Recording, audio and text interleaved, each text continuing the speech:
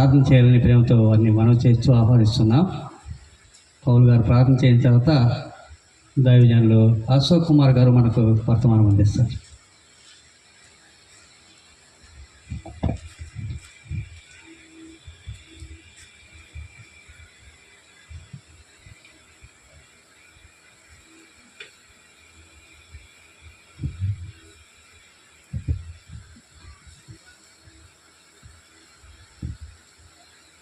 యేసుక్రీస్తు నామములో అందరూ కూడా ఉన్నారండి. ప్రార్థన చేస్తున్నాము.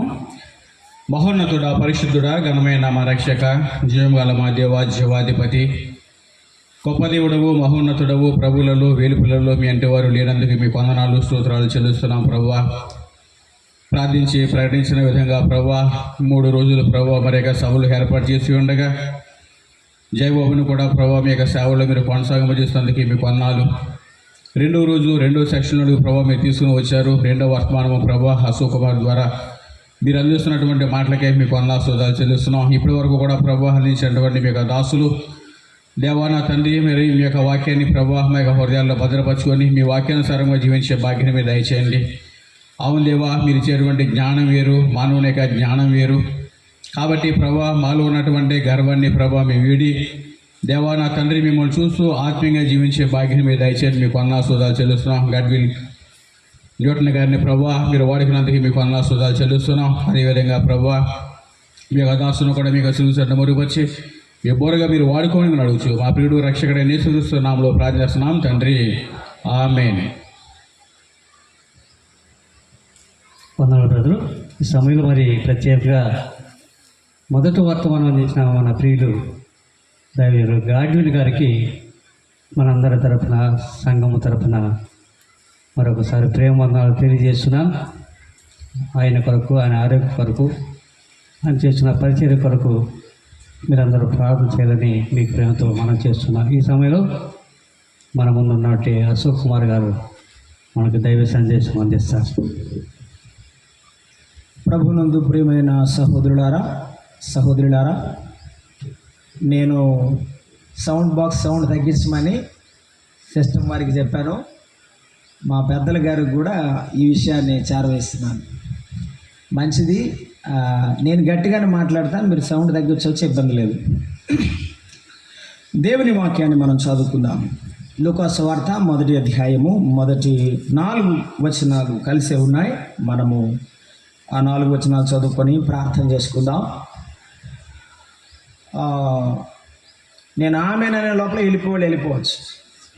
మళ్ళీ ఆమెననే లోపల మీరు అందరూ కూర్చోవలసిందే. ఘనత వహించిన థెయోఫిలా, ఆరంభము నుండి కనులారా చూచి వాక్య సేవకులైన వారు మనకు అప్పగించిన ప్రకారము మన మధ్యను నెరవేరిన కార్యములను గూర్చి వివరముగా వ్రాయుటకు అనేకులు పూనుకున్నారు. కనుక నీకు ఉపదేశింపబడిన సంగతులు నిశ్చయముగా జరిగినవని నీవు తెలుసుకుంటావు. వాటన్నిటినీ మొదట నుండి తరచి పరిష్కారముగా తెలుసుకున్న నేనును నీ పేరట వాటిని గురించి వరుసగా రచించుట యుక్తమని ఎంచితిని. చదవడిన వాక్య భాగమును ప్రభువు దీవించినట్లు ప్రార్థన చేసుకుందాం.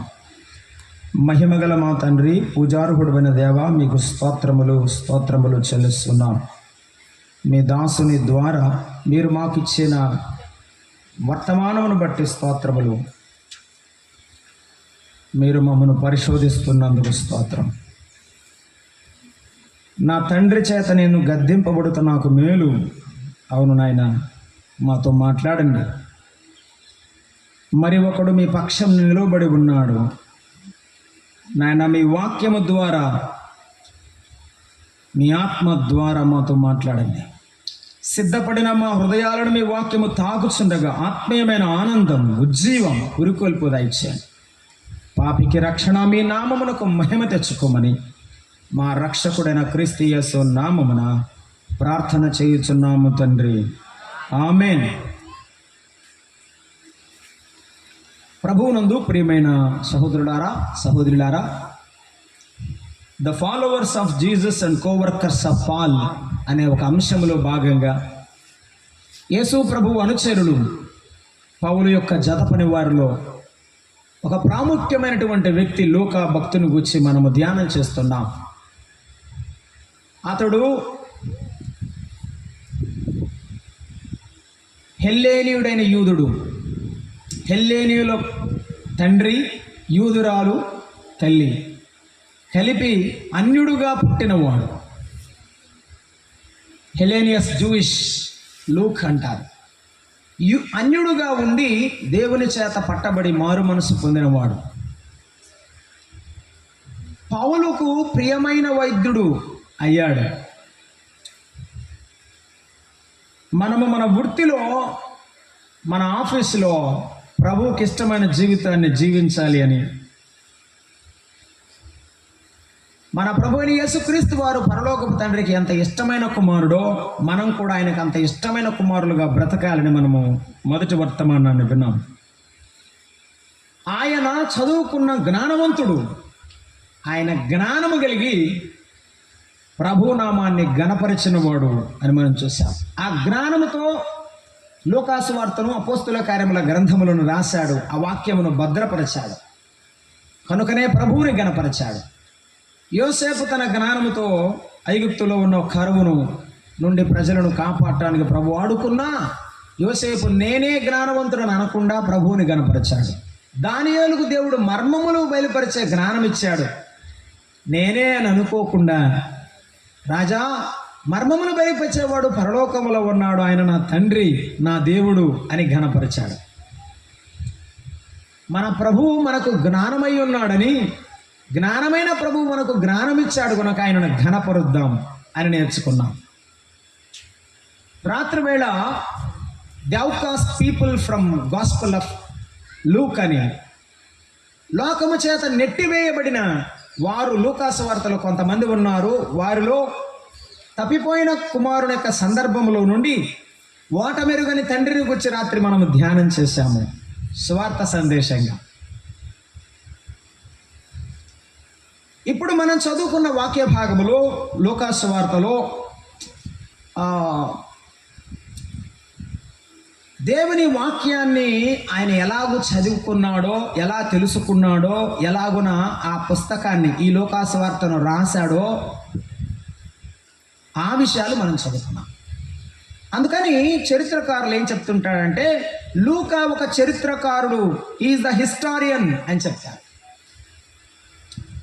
ఎందుకంటే ఆయనకు ఆ లక్షణాలు ఉన్నాయి, బైబిల్లో రాయబడినవే మనం చదువుకుంటాం.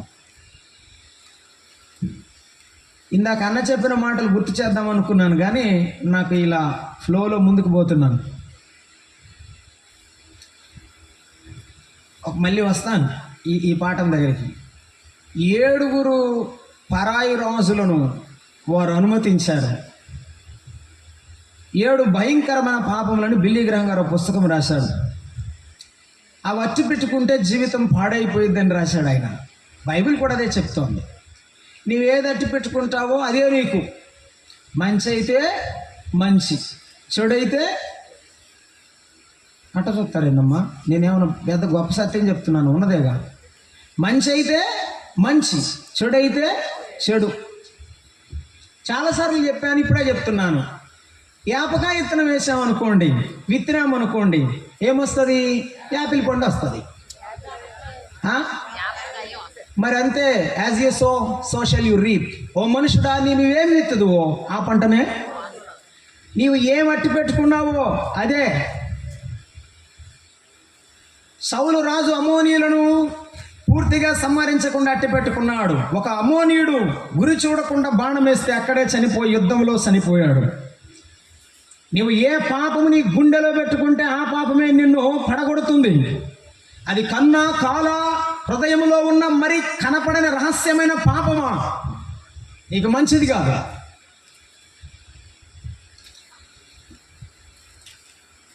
అలాగైతే ఆ మంచివి కాని వాటిని మన హృదయంలో తొలగించాలంటే దేవుని వాక్యం మన గుండెలో ఉండాలి. లూకా భక్తుడు ఆయన వాక్యమును ఎలా పుస్తకంలో రాశాడు? మనము దేవుని వాక్యమును మన గుండెలో మనము ఎలా రాయగలము? ఆయన లూకాసు వార్తను రాశాడు. ఇప్పుడు మనం గ్రంథం రాయమనిగా చెప్తుంది ఏమిటంటే, దేవుని పిల్లలముగా ఆయన మన మెత్తనైన హృదయం అనే పలక మీద రాయునట్లుగా మనం ఏం చేయాలి? మనం ఏం చేస్తే దేవుడు మన గుండెలో మన హృదయంలో ఆయన వాక్యాన్ని రాస్తాడు, అది తెలుసుకుంటే విశ్వాస జీవితం విజయవంతం. లూకా భక్తుడు చేసిన గొప్ప పని అది. మొదటిగా ఆయన ఏం చేశాడంటే, మనం చదువుతున్నాను చూడండి, 4వ వచనం మధ్యలో నుండి నేను చదువుతున్నాను. ఓ థెయోఫిలా, నేను ఆరంభము నుండి కనులారా చూశాను, వాక్య సేవకులైన వారు తెలుసుకున్నవి, వారు రాయాలని పూనుకున్నవన్నీ నేను మరలా తరచి పరిష్కారముగా తెలుసుకున్నాను. You must know the word of God. దేవుని వాక్యమును నీవు తెలుసుకోవాలి. ఇప్పుడు ఒక కొత్త తరం పుట్టింది. ఇక్కడే మాది ఊరు ఒడ్డు సంఘం. ఒక 10 మంది యవనస్తులకు కూర్చోబెట్టి వాక్యం నేర్పిస్తూ ఉండేవాడిని. చిన్న చిన్న పుస్తకాలు, తీతు పత్రిక, తిమోతి పత్రిక చెప్తూ ఉండేవాడిని. ఒకరోజు యవనస్తులను ఎంకరేజ్ చేద్దామని, అయ్యా మీరు ఎవరైనా వాక్యం చెప్తారంటే, నేను రేపు చెప్తాను అన్నాడు ఒక యవనస్తుడు. సరే చెప్పు, బాగా ప్రార్థన చేసుకో, మేము చేస్తామన్నాం. అంటే వచ్చాడు రాత్రి వేళ, అది బైబిల్ స్టడీ బుధవారం, కూర్చుని అన్నాడు, సహోదరులారా ఈరోజు లోకాసు వార్త ధ్యానం చేద్దాం. అయినా నేను లోకాసు వార్త చదవలేదన్నాడు. నేను పూర్తిగా చదవపోయిన వాక్యం చెప్తానన్నాడు. అంటే అర్థం ఏమిటో తెలుసా? గంటలు దేవుని వాక్యాన్ని తమ హృదయంలో చదివి నేర్చుకునేటువంటి పిల్లలు కరువయ్యారు. ఫ్యాషన్గా వచ్చే విశ్వాసులు ఉన్నారు, కానీ దేవుని సన్నిధిలో అలాగున్న నిబద్ధత కలిగి నేర్చుకునేవాళ్ళు. ఎజ్రా గ్రంథం చదువుతుంటే వర్షంలో అలాగే నిలబడి విన్నారు. నా ప్రభు ఏం మాట్లాడతాడో, నా గుండెకు, నా హృదయానికి, నా జీవితానికి ఏది మేలో నా దేవుడు మాట్లాడాలని నిలబడ్డారు. వర్షంలో నుండి తమ వస్త్రాలు చడిసిపోయాయా, ఏమైనా అనారోగ్యం వచ్చిందా, అవేమీ వారికి పట్టలేదు. ఆకలి మర్చిపోయి విన్నారు. ఈ భక్తుడు తెలుసుకున్నాడు అన్నాడు. మనం ఎలా తెలుసుకుంటాం దేవుని వాక్యాన్ని? దేవుని వాక్యంలో చూద్దాం. తిమోతికి రాసిన మొదటి పత్రికలో 2వ పత్రిక, అపోస్తలుడైన పౌలు తిమోతికి రాసిన 2వ పత్రికలో తిమోతిని గురించి చెప్పుచున్నాడు. అపోస్తలుడైన పౌలు 3వ అధ్యాయం 15వ వచనాన్ని చదువుతున్నాను. క్రీస్తు యేసునందు ఉంచవలసిన విశ్వాసము ద్వారా, అవును నీకు విశ్వాసం ఉండాలి, రక్షణార్థమైన జ్ఞానము నీకు కలుగుటకు శక్తిగల పరిశుద్ధ లేఖనములను బాల్యము నుండి నీ వెరుగుదువు గనుక. తెలుసు, బైబిల్ తెలుసు, ఆదికాండం తెలుసు, ప్రకటన గ్రంథం తెలుసు, నాకు తెలుసు కనుక నువ్వు మర్చిపోయి చెప్పలేదు. ఏమన్నాడు? కనుక నీవు నేర్చుకొని. బైబిల్ ఏం చేయాలి? నేర్చుకోవాలి. దేవుని వాక్యాన్ని మనము నేర్చుకొని ఉండాలి. ఒక చిన్న పత్రికే తీసుకోండి, 100 సార్లైన చదువు, ఎన్ని సార్లైన చదువు, ప్రభు నీతో మాట్లాడేదాకా చదువు.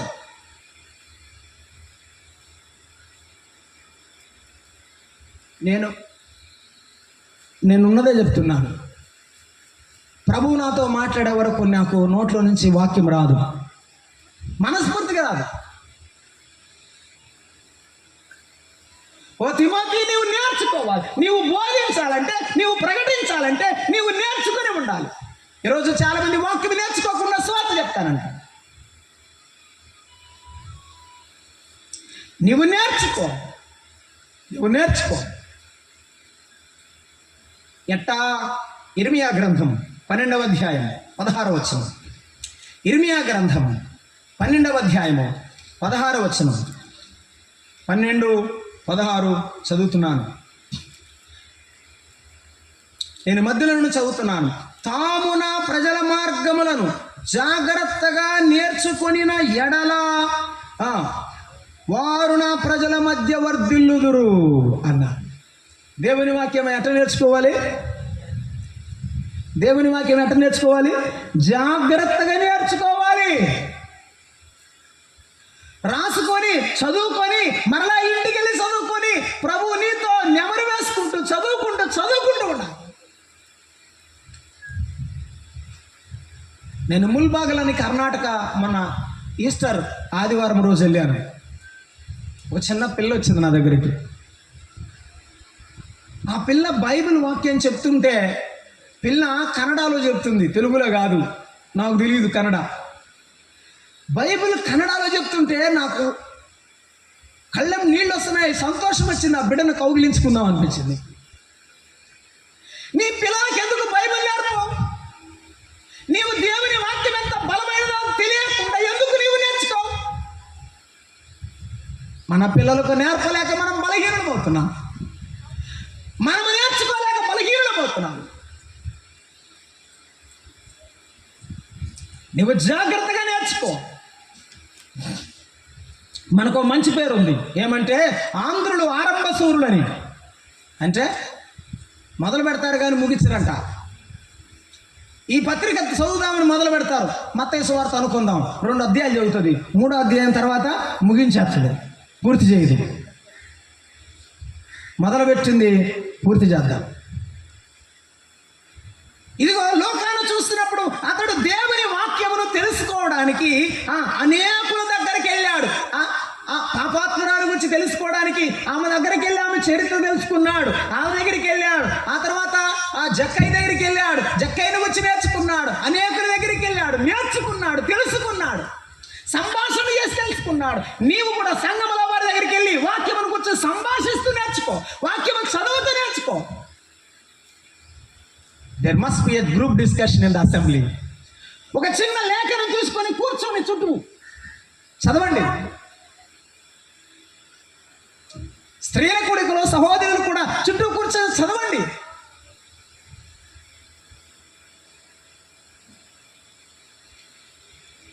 దేవుని వాక్యమును జాగ్రత్తగా మనం నేర్చుకుంటున్నాము. ఆ విషయాన్ని మనము తెలుసుకుందాం. ఒకటి, చదవడం ద్వారా మనము దేవుని వాక్యమును నేర్చుకుంటాం. లూకాసు వార్త 24వ అధ్యాయము 44-45 వచనాలు చదువుకుంటాం. అక్కడ ఎమ్మాయిము గ్రామమునకు 2 బయలుదేరి ప్రయాణమై వెళుతున్నారు. ప్రభువు మరణించాడనే వార్తను వారు జీర్ణించుకోలేకుండా ఉన్నారు. ఆయన తిరిగి లేచాడనే సత్యం వారు తెలవలేదు. ప్రభువు వెళ్ళిపోయాడు, అయ్యో ఆయనతో మనతో ఉన్నప్పుడు ఎంత బాగా ఉన్నామని వారు దుఃఖముకులై వారు నిలబడుచు అలాగ ముందుకు వెళుతుండగా యేసు తానే దగ్గరకు వచ్చి అన్నాడు 15వ వచనంలో. నేను ఇప్పుడు చదువుతా ఉన్నాను, 44-45 వచనాలు చదువుతున్నాను. 44-45. ఆయన వారి మధ్యకు వచ్చిన ప్రభువారు మోషే ధర్మశాస్త్రములోను ప్రవక్తల గ్రంథములోను కీర్తనలోను నన్ను గూర్చి వ్రాయబడినవన్నీ నెరవేరవలనని నేను మీ వద్ద ఉండినప్పుడు మీతో చెప్పిన మాటలు నెరవేరినవని వారితో చెప్పెను. అప్పుడు వారు లేఖనములు గ్రహించినట్లు ఆయన వారి మనస్సును తెరిచెను. యేసు ప్రభు వారితో పాటు నడుస్తున్నప్పుడు, వారు యేసు ప్రభువుని గురించి ధ్యానం చేస్తున్నప్పుడు వారితో మాట్లాడుచుండగా ఆయన వారి హృదయములు మండ చేశాడు, వారి కన్నులు తెరిచాడు. నీకు నాకు దేవుని వాక్యం ఎప్పుడు మనసుకు తాకుతుందంటే, మనసుకు అర్థమవుతుందంటే, ఉప్పొంగి ఆనందముతో మనము గంతులు వేసే అనుభవం వస్తుందంటే, ఒకటి ఆయనతో నడిచే అనుభవం. We must have a fellowship with God. దేవునితో సహవాసం చేయాలి. మరి ఇప్పుడు ఏ చేయలేడుగా అంటున్నారు ఏంటి? ఇప్పుడు ఏ చేయలేడుగా అంటున్నారండి? స్థానిక సంఘముతో మనం ఏం చేయాలి? సహవాసం చేయాలి. ఆ ఇద్దరు ప్రయాణంలో వెళుతూ దేవుని గురించి మాట్లాడుకుంటున్నారు. ప్రభువే వారి మధ్య ఈనాడు సంఘములో దేవుని వాక్యమును గురించి తర్కిస్తుండగా ఆయనే పరిశుద్ధాత్మ ద్వారా నడిపిస్తాడు.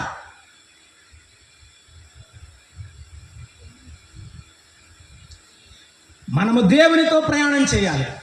దేవుని వాక్యమును మనం చదవాలి. ఆయనతో మన ప్రయాణమును ముందుకు కొనసాగించాలి. ఆయన ప్రయాణమే వారికి నేర్పించింది. ఆయనతో నీవు చేసే ప్రయాణం నీకు దేవుని వాక్యమును నేర్పిస్తుంది.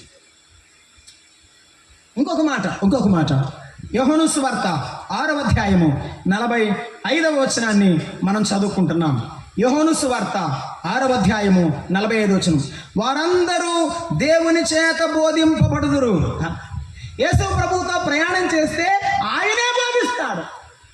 ఆయన తన ప్రవక్తల చేత అన్నాడు కింద అని ప్రవక్తల లేఖనంలో వ్రాయబడినది కనుక తండ్రి వలన విని నేర్చుకొనిన ప్రతివాడును నా యొద్దకు, చెప్పండి, ఎవరైతే వాక్యం వింటారో, ఎవరైతే వాక్యం నేర్చుకుంటారో వారంటే ప్రార్థన కోసం పరుగులెత్తుతారు. ఆయన ఎక్కడ ఉన్నాడో అక్కడికి వెళ్తారు. వాక్యమని నేర్చుకుని వాడు వాక్యం అంటే ఇష్టం ఉండదు. నేను 2 మాటలు మీకు అర్థమయ్యేటట్టు చెప్తాను.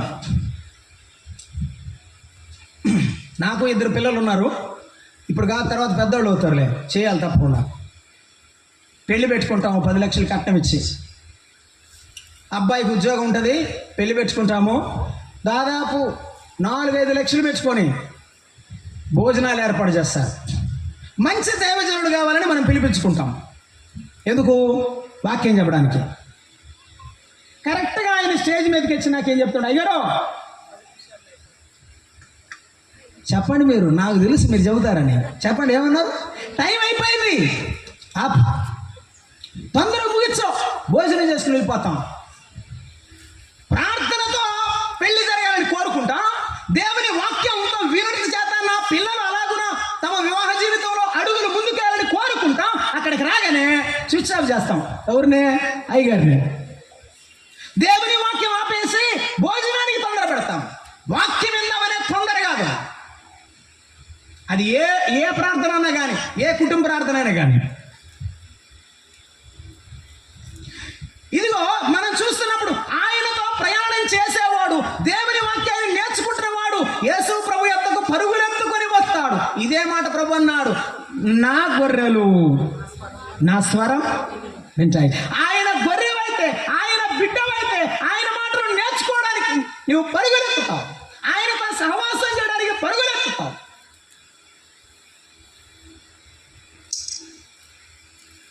కొరింథీయులకు రాసిన మొదటి పత్రిక 4వ అధ్యాయము 6వ వచనాన్ని మనం చదువుకుంటున్నాం. 4వ అధ్యాయము 6వ వచనాన్ని. సహోదరుడారా, మీరు మమ్మను చూసి లేఖనముల యందు రాసి ఉన్న సంగతులను అతిక్రమింపకూడదని. అమ్మ, ఎందుకు నేర్చుకుంటున్నాము? అక్కడే చదివాం కదా, లేఖనముల యందు నేర్చుకున్న, లేకపోతే సంగతులు రాసి ఉన్న సంగతులను చూచి మనము అతిక్రమింపకూడదని నేర్చుకుంటున్నాము. మీరొకని పక్షముగా మరి ఒకరి మీద ఉప్పొంగకూడదు. 2 ఉన్నాయి ఇక్కడ. ఒకటి, తెలియని వాడు నేర్చుకోవాలి, నేర్చుకున్నవాడు ఉప్పొంగకూడదు. దీన్ని పాత నిబంధనలు అన్నాడు, ఆ భక్తుడు ఎడమకు గాని కుడికి గాని తొలగక అన్నాడు. మా దగ్గర ఎజ్రా ఎమ్మానియల్ గారు అని ఒక సంఘ పెద్ద గారు ఉన్నారు చిత్తూరులో. ఆయన ఇలా చెప్పాడు, కుడిమికి ఎడమకు ఎలా తొలగడం అంటే, కుడి మంచిదే కదా, కుడికి మంచిదే కదా, కుడికి మంచిదే కదా వెళ్తాం, తప్పేముంది అని అనుకుంటారు. ఎడమకి వెళ్ళడం అంటే అసలు ఆ మార్గంలో నుండి బయటికి పోవడం. కుడికి వెళ్ళడం అంటే మంచిదే అనుకుంటాడు, కానీ మనిషి ఉప్పొంగుతూ తాను కలిగి ఉన్న దేవుని జ్ఞానాన్ని బట్టి గర్వపడేవాడు, దేవుని వాక్యాన్ని నెరవేర్చలేడు. దేవుని వాక్యాన్ని మనము నేర్చుకుంటుండగా ఆ వాక్యములో ఉన్న లేఖనాలు అతిక్రమింపకూడదు. నీ వాక్యం నీ బుర్రలో ఉండకూడదు. అది నీ మనసులోనికి, నీ గుండెలోనికి దిగాలి. నీ తలంపులలోనికి ప్రవేశించిన దేవుని వాక్యం నీ గుండెలో ఉండాలి. అప్పుడు నీ నరనరాల్లో, నీ శరీరంలో దేవుని ఆలయమైన నీ దేహం నడుస్తుంటుంది. దేవుని వాక్యము నేర్చుకున్న మనము అతిక్రమింపకుండా నేర్చుకుందాం. వాక్యము వల్లవేయడం, వాక్యము చదవడం కంటే దాన్ని మీరకుండా జాగ్రత్త పడదాం. 2వది ఏంటన్నాడు? ఉప్పొంగకుండా జాగ్రత్త పడదాం. ప్రభు చిత్తమైతే రేపు మనము ఈరోజు దీన్ని ముగిస్తాము. యూస్తు అనే ఒక భక్తుని గురించి రేపు వింటాము. అతడు కొరింథీవాడు. కొరింథీలో ఉన్న పెద్ద పొరపాటు ఏంటంటే, మంచి వరాలు ఉన్నాయి, మంచి కృపావరాలు ఉన్నాయి, పాడేవారు, వాక్యం చెప్పేవారు. అసలు పౌలు చెబితే ఈయన వాక్యం కొరగాదని చెప్పారు.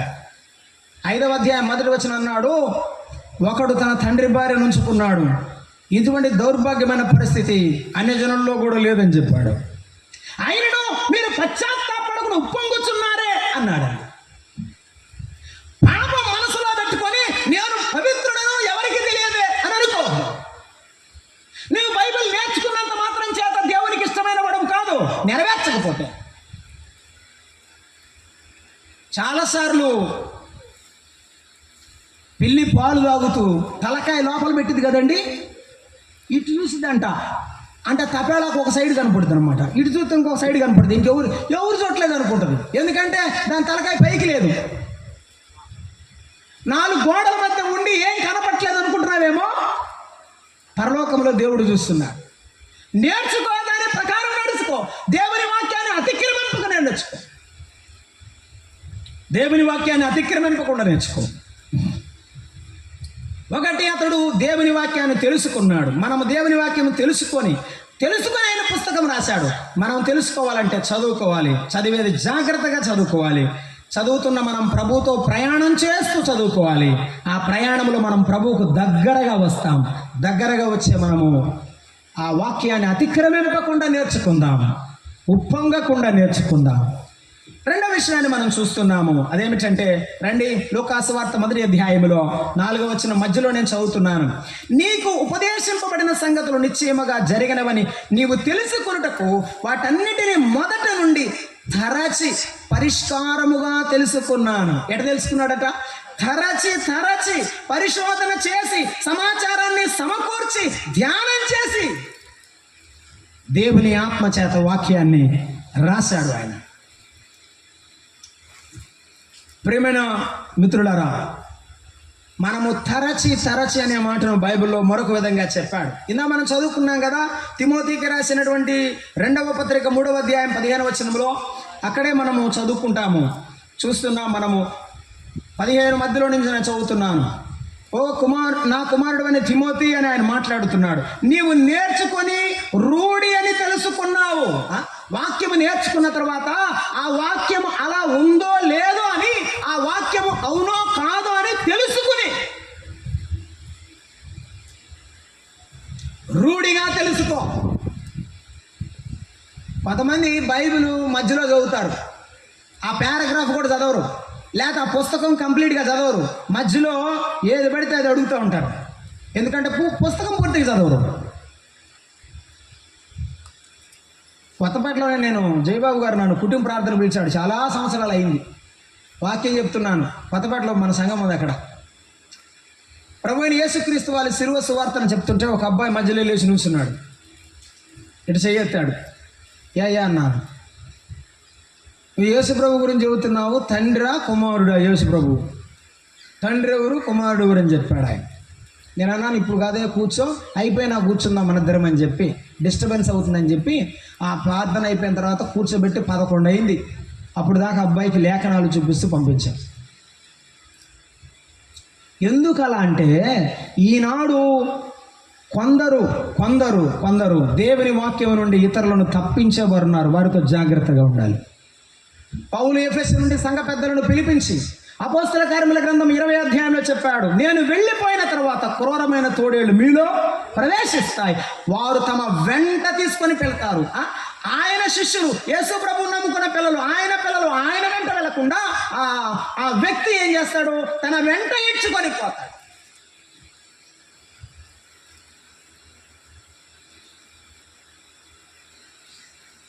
ముసలోళ్ళు అయితే బ్యాగ్ మొయ్యాలి, పాపం మోసుకోలేడు కదా. కానీ ఇప్పుడు అట్లా కాదు. 2 బౌన్సర్లు వస్తున్నారు ఒక ప్రసంగికుడికి. బౌన్సర్లు అని తెలుసుగా, బాగా నల్ల కోట్ వేసుకుని ఇట్లా ఉంటారు దిట్టంగా. ఒకళ్ళు అటు ఒకళ్ళు ఇటు ఉంటారు అనమాట. వాక్య సేవకుడు బౌన్సర్లు అవసరమా? పెట్టుకుంటున్నారు కదా. దేవుని వాక్యం రూఢిగా తెలుసుకునేవారు ఎప్పుడు కూడా ఆ వాక్యాన్ని తరచి నేర్చుకుంటారు. మొదటి కొరింథీ పత్రిక 2వ అధ్యాయం 13వ వచనం. ఒకటి, మనము రూఢిగా తెలుసుకోవాలి. అవునో కాదో, బెరయలో ఉన్న సంఘములో ఉన్న విశ్వాసుల వలె ఆ వాక్యము అలా ఉన్నదో లేదో చూసి నేర్చుకోవాలి, తెలుసుకోవాలి. మొదటి కొరింథీ పత్రిక 2వ అధ్యాయము 13వ వచనాన్ని, మొదటి కొరింథీ పత్రిక 2వ అధ్యాయము 13వ వచనాన్ని మనం చూస్తున్నాం. మనుష్య జ్ఞానము నేర్పు మాటలతో కాక ఆత్మ సంబంధమైన సంగతులతో సరిచూచుచు.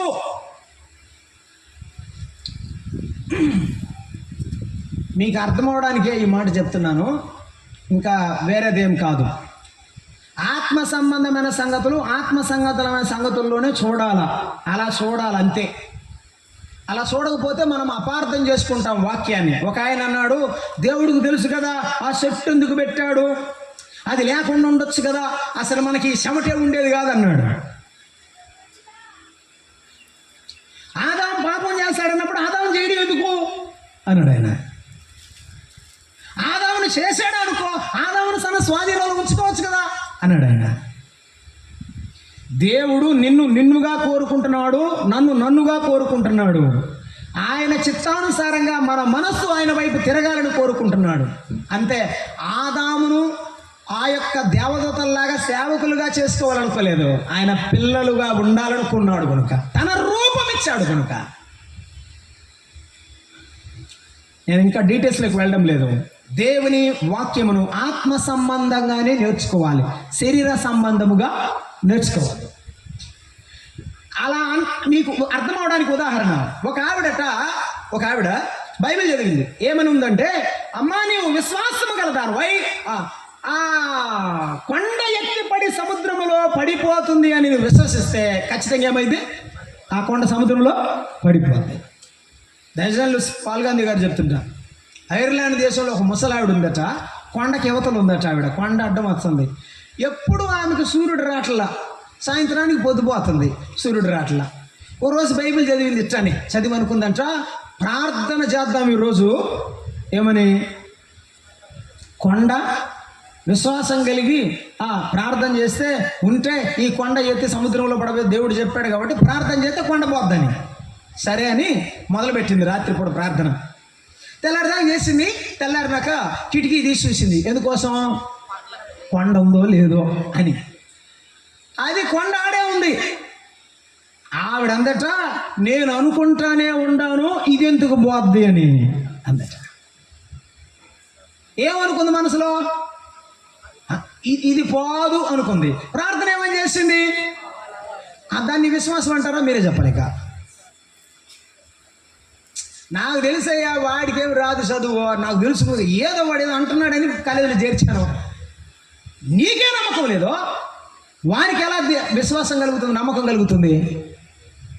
నమ్మకం లేకుండా ఏ కార్యం చేయొద్దు, మొదలు పెట్టద్దు. తర్వాత ప్రభువు మీద ఆయాసపడద్దు.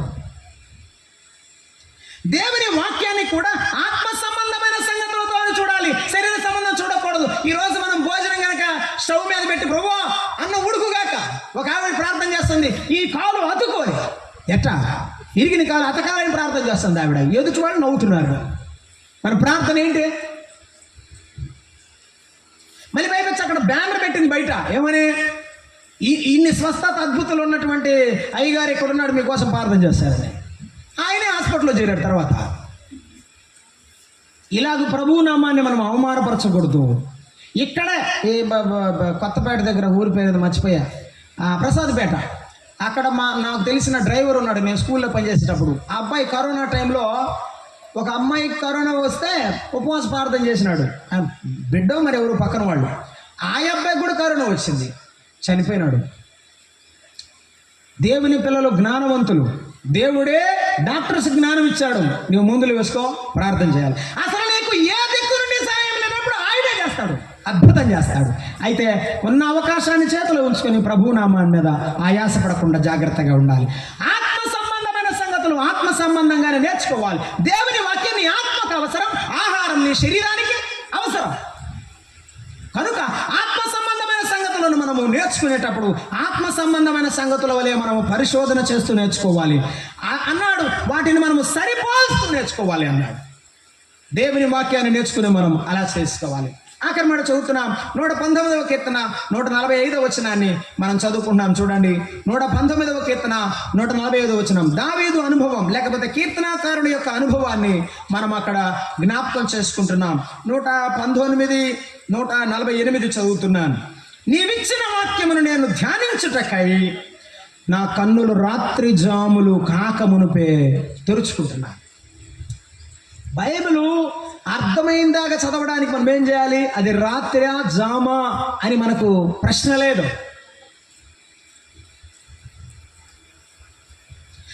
ఇక్కడ భక్తుడు ఏమంటాడంటే, నేను ధ్యానం చేస్తున్నాను.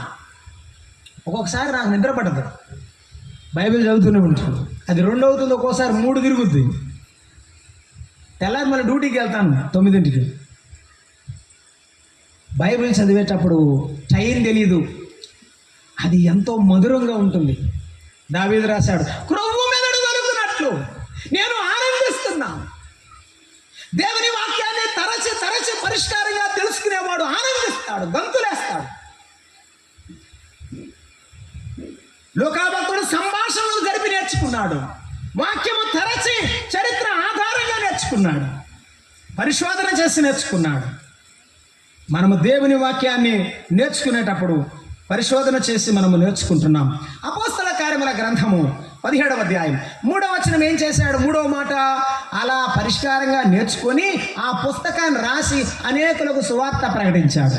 పౌలుతో పాటు సువార్త తన యాత్రలో ఆ వాక్యమును ప్రకటించిన వాడు. మనము నేర్చుకోవాలి, పరిష్కారంగా తెలుసుకోవాలి, ఆ తర్వాత ఆ వాక్యాన్ని ఇతరులకు ప్రకటించాలి. అసలు ఈ బల్ల యొద్దకు వచ్చేటప్పుడు, ఏ బల్ల? నేనంటే నేను అనే బల్ల ఇది.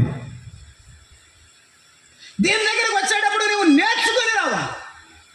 నేర్చుకున్న మనము అనేకులకు వివరించడానికి సిగ్గుపడకూడదు. ఓ తిమోతి, సత్యవాక్యమును నీవు సరిగా విభజించాలి. నీవు సిగ్గుపడక అని తిమోతికి రాసినటువంటి పత్రికలో పౌలు భక్తుడు 2వ అధ్యాయం 2వ తిమోతి పత్రిక 15వ వచనంలో చెప్పాడు.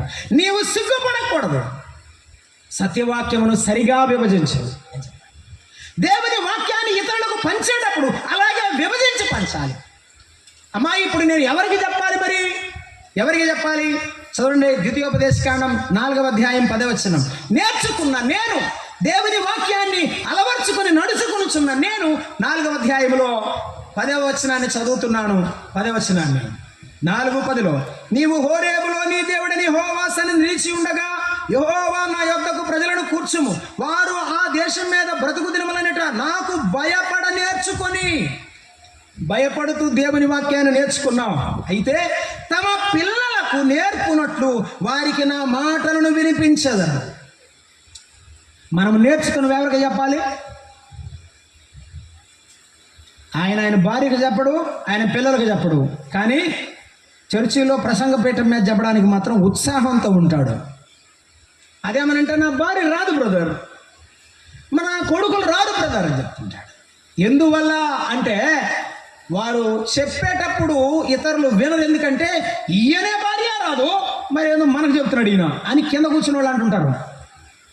అందువలన వాక్యోపదేశం చేయవాడు తన ఇంటి వారిని స్వాధీనపరచుకుని వాడై దేవుని వాక్య ప్రకారంగా నడుచుకునే కుటుంబమై ఉండాలి.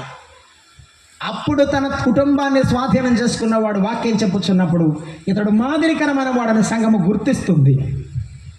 దాని కొరకు నువ్వేం చేయాలి? నీవు నేర్చుకున్న వాక్యాన్ని నీ పిల్లలకు నేర్పించాలి.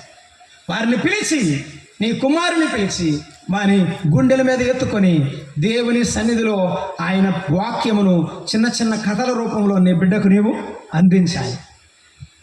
ఎరుబ్బయలు గిద్దును అనేటువంటి వాడు గానుగ చాటున గోధుమలో దుల్లగొట్టుచు ఒక మాట అంటాడు, మా పితరులు మాకు నేర్పించిన వాక్యము ఏమాయను.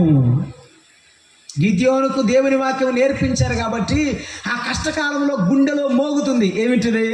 ఆయన వాక్యం. నాయనా, నువ్వు దేవుడు అన్నారు, నీవు గొప్ప దేవుడు అన్నారు, ఎర్ర సముద్రము దాటించావన్నారు, అరణ్యంలో ఆహారం ఇచ్చారని చెప్తాడు, ఈ యొక్క దేశం అంతా మాకు ఇచ్చావని చెప్తారు. కానీ మేము భయపడుతూ బతుకుతున్నాం. నీ ఉంటే నేను ఎందుకు ఇక్కడ ఉన్నాను? ప్రార్థన చేశాను. నా పితరుడు నాకు నేర్పించిన ఆయన వాక్యం మన తల్లిదండ్రులుగా మన పిల్లలకు మనం నేర్పించాలి. మనం పోయిన తర్వాత వాడు గుండెలో చెప్పుకోవాలి, మా నాన్న బతికున్నప్పుడు నాకు ఈ మాట చెప్పేవాడు, నేను మా నాన్న మాట వినలేదు. నీవు చనిపోయిన దేవుని వాక్యము ఆ గుండెలో చనిపోదు. నా తండ్రి చెప్పిన దేవుని వాక్యం వల్ల నేను మారు మనసు పొందాను. ఎందరో దైవ సేవకులు చనిపోయిన తర్వాత వారి పిల్లలు దైవ సేవకులుగా సమర్పించబడ్డారు, మారు మనసు పొందారు. నీ పిల్లలు నీవు సంపాదించలేవా? వాక్యం చెప్పి నీ దేవుని వాక్యాన్ని ప్రకటించి నీ బిడ్డను గుండెలకు అత్తుకోలేవా? నాయనా, నేను యవన బిడ్డగా ఉన్నప్పుడు నా దేవుడు నన్ను కాపాడాడు. నిన్ను కూడా కాపాడుతాడు. యాకోబు తన పిల్లలను దగ్గరికి తీసుకుని వచ్చి కూర్చోబెట్టి చెబుతున్నాడు 49వ అధ్యాయంలో, నా కుమారులారా నేను వెళ్ళిపోతున్నాను.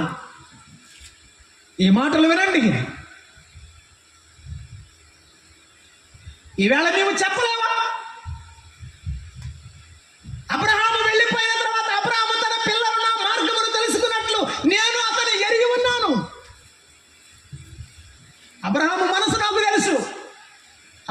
వెళ్ళిపోయిన తర్వాత కూడా తన పిల్లలు నా సన్నిధిలో ఉండాలని బహు కష్టపడ్డాడు అని దేవుడు సాక్ష్యం ఇచ్చాడు. పొద్దున్నే లేచి ప్రార్థన చేసుకుందాం రండిరా, బైబిల్ చదువుదాం రండి, దేవుని సన్నిధి గడుపుదాం రండి అని పిలిచావా? పిలవక వారు నేర్చుకోలేదు. లూకా తన జీవితంలో నేర్చుకొని ఇతరులకు ప్రకటించాడు. నీ పిల్లలకైనా చెప్పు, నీ పిల్లలను సంపాదించుకో, నీ భార్యను సంపాదించుకో, నీ భర్తను సంపాదించుకో. ఎంతో మంది భార్యలు కన్నీరు కాచి భర్తలను సంపాదించుకున్నారు, వాక్యం చెప్పి భర్తలను సంపాదించుకున్నారు, పిల్లలను సంపాదించుకున్నారు. నీ పిల్లలకు వాక్యమును ప్రకటించు. ఎట్లా? అపోస్తల కార్యముల గ్రంథం 17వ అధ్యాయం 3వ వచనం. అపోస్తల కార్యముల గ్రంథము 17వ అధ్యాయము 3వ వచనాన్ని పౌలు భక్తుడు ఇలాగ మాట్లాడుతున్నాడు. సువార్త పరిచర్యలో వారు ఇలా మాట్లాడుతున్నారు. 17వ అధ్యాయము 3వ వచనాన్ని మనం చదువుకుంటున్నాం.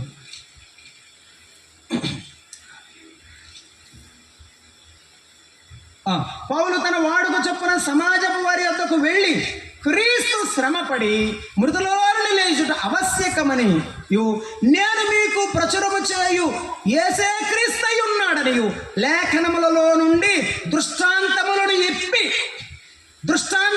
ఎత్తి విప్పి చెప్పుచు వారితో 3 విశ్రాంతి దినములు తర్కించుచుండెను.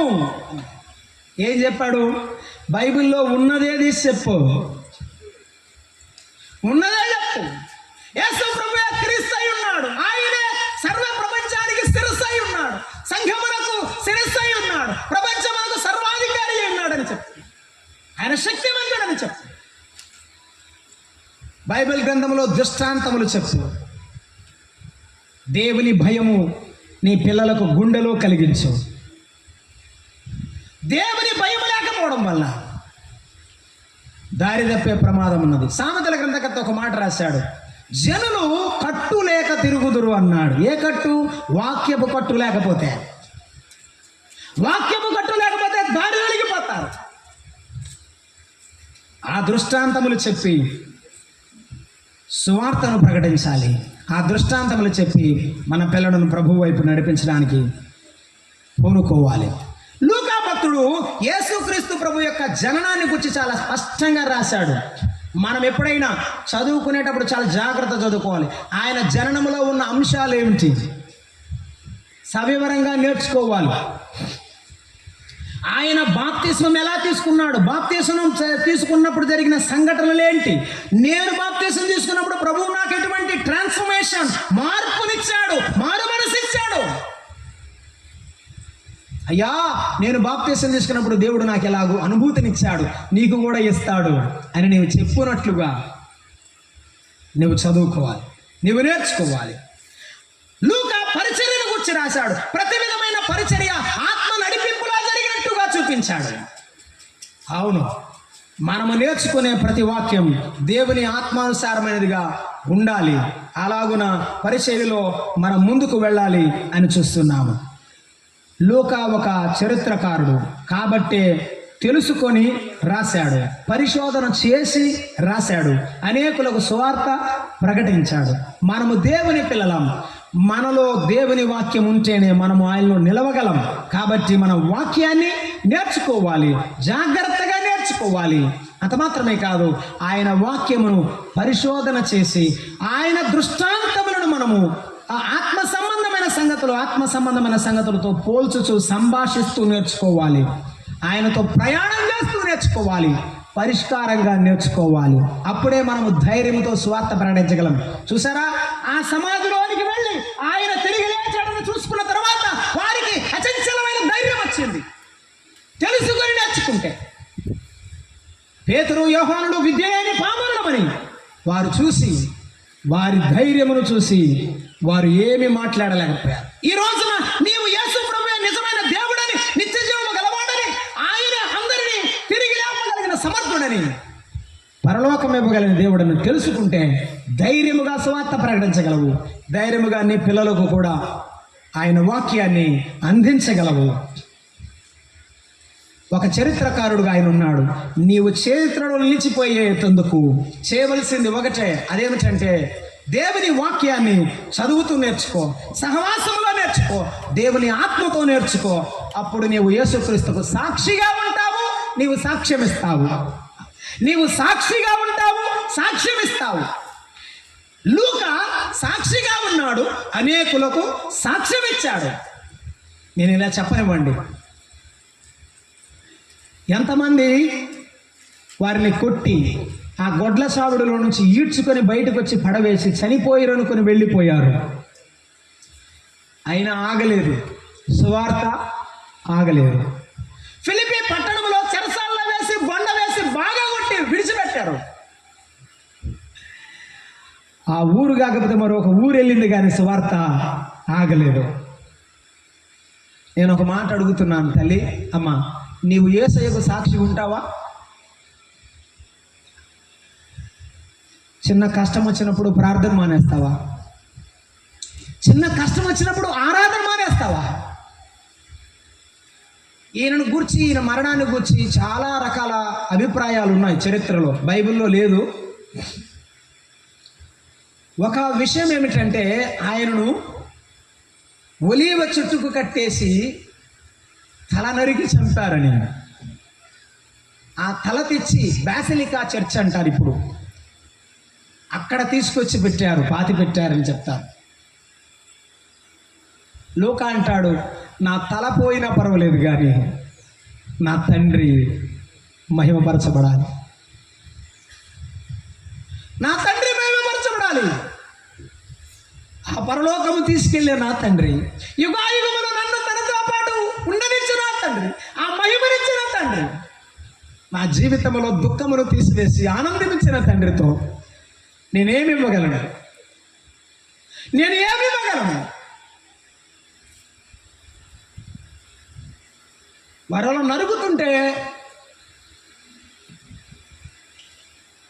అలాగే ఉన్నాడు. ఈ సాయంత్రం వేళ నువ్వు చెప్పాల్సింది ఏంటంటే, నా యేసయ్యా, నీకు నేను ఏమిచ్చాను? నేనేమి ఇవ్వలేదు. నా దగ్గర ఏమున్నది? నా జీవితమే ఉన్నది. నా జీవితాన్ని నీకు ఇస్తాను. లూకా భక్తుల వలె నీ వాక్యము ద్వారా బలపడి నేర్చుకుంటాను, నీ కొరకు సాక్షిగా ఉంటాను. ఈ థామస్ పేటలో ప్రభు కొరకు సాక్షిగా ఉంటాను, నీ కొరకు సాక్ష్యం ఇస్తాను. ఎక్కడ కూర్చున్నా నీ మాటే చెప్తాను.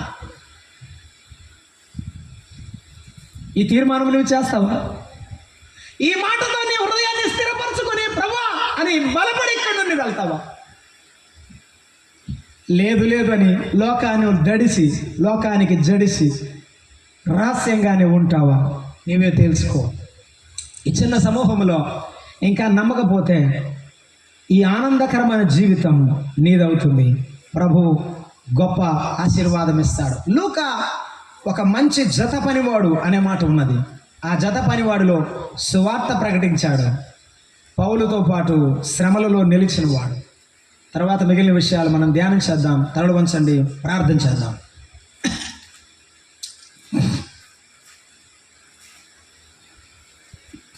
ప్రేమైన సహోదరుడా, సహోదరి, తల్లి, అక్క, చెల్లి, నువ్వు నమ్ముకున్నావు. ఎందుకో వాక్యాన్ని అనేకులకు చెప్పలేకపోతున్నావు. ఎక్కడ బలహీనత అయి పడిపోయేవో నాకు తెలియదు. యేసయ్య నీతో మాట్లాడుతున్నాడు. నాయనా, నేనెందుకు నా భర్తను సంపాదించుకోలేకపోయాను? నన్ను కనికరించు నాయనా అని ప్రార్థన చెయ్యి. నేను చాలా ప్రార్థనకు వస్తాను. నా భార్యని నేను సంపాదించుకోలేని బలహీనుడయ్యాను అని ప్రార్థన చేయి.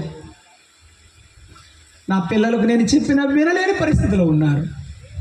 నా పిల్లల్ని సంపాదించుకునే భాగ్యము దయచేయమని ప్రార్థన చేయి. లోకా భక్తుని వలె ప్రభు నిన్ను కనికరిస్తాడు. అనేకులు ఎదురు సాక్షిగా నిలబడతాడు. పరమందున తండ్రి, దయాళుడా, మీకు స్తోత్రములు. మా ప్రతి హృదయాన్ని మీరు తాకినందుకు మీకు స్తోత్రములు. ఇక ముందు కాలంలోనూ మాతో మాట్లాడమని, ఈ రాత్రి మరుసటి దినపు కూడికల కొరకై మా మనస్సులను సిద్ధపరచమని, సమస్త ఆటంకాలు తొలగించి మీ మహిమార్థమై మీ సన్నిధిని అనుభవించే భాగ్యము మాకు ప్రసాదించమని కోరుకుంటూ మా రక్షకుడు మా ప్రభు అయిన యేసుక్రీస్తు నామమున వేడుకుంటున్నాము తండ్రి. ఆమేన్. అందరికీ ప్రేమ వందనాలు.